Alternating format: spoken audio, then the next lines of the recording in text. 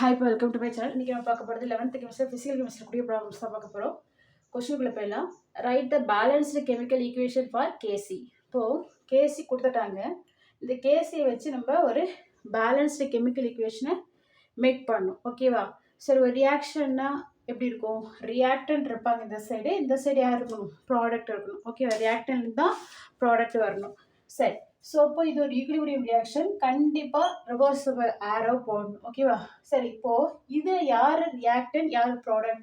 So இப்போ Casio இல்லை கேபியோ எது எழுதினாலும் ப்ராடக்டை மேலே எழுதிட்டு ரியாக்டனை தான் கீழே எழுதுவோம். சரிங்களா? அப்போ மேலே இருக்கிறது ப்ராடக்ட், கீழே இருக்கிறது ரியாக்டன். அது நல்லா புரிஞ்சுக்கோங்க. சரிங்களா? ஸோ அப்போது இது ப்ராடக்ட், இது ரியாக்டனா? இப்போ இந்த கீழே இருக்கிறது தான் ஃபஸ்ட் எழுதணும். ரியாக்டன் தான் ஃபஸ்ட் எழுதணும். NO ப்ளஸ் அடுத்த ரியாக்டன் யார்? H2O. இது ஒரு ரிவர்சிபிள், அதாவது ஈக்குலிபிரியம் ரியாக்ஷன், கண்டிப்பாக அதை ரிவர்சிபிள் ஆரோ தான் இண்டிகேட் பண்ணி காட்டணும். அடுத்தது மேலே இருக்கிறது எழுதுமா? Product NH3O2.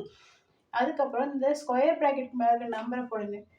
NOக்கு மேலே 4, H2Oக்கு மேலே 6, இங்கே NH3க்கு மேலே 4, ஆக்சிஜனுக்கு மேலே 5. இதான் ஆன்சர். கீழே கேசியஸ் ஸ்டேட்டை மென்ஷன் பண்ணி பார்க்கலாம்.